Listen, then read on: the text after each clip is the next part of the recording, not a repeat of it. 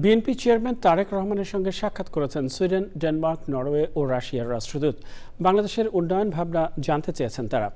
সাক্ষাতে দ্বিপাক্ষিক স্বার্থ সংশ্লিষ্ট বিষয়ে আলোচনা হয়েছে বলে জানিয়েছেন তারেক রহমানের পররাষ্ট্র বিষয়ক উপদেষ্টা এবং বিএনপির যুগ্ম মহাসচিব হুমায়ুন কবির।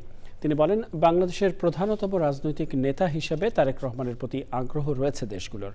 আগামীতে বিএনপির আন্তর্জাতিক সম্পর্ক উন্নয়ন এবং যোগাযোগ, শিক্ষা, স্বাস্থ্য ও বাণিজ্য সহ বিভিন্ন খাতে সহায়তা নিয়ে আলোচনা হয়েছে। সাক্ষাৎটি মূলেই ছিল সৌজন্যমূলক, ওনার সাথে একটা ইন্ট্রোডাকশন।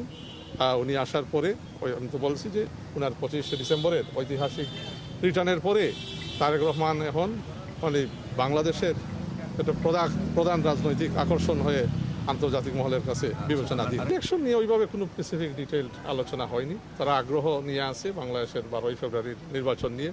তারা আশাবাদী বাংলাদেশ একটা ডেমোক্রেটিক স্পেসের দিকে যাবে, ডেমোক্রেটিক ট্রানজিশনের দিকে যাচ্ছে, এবং যেভাবে বাংলাদেশের মানুষও আগ্রহ নিয়ে আছে, এক্সাইটেড হয়ে আছে যে তারা 17 বছর পরে ভোট দেওয়ার একটা সুযোগ পাবে।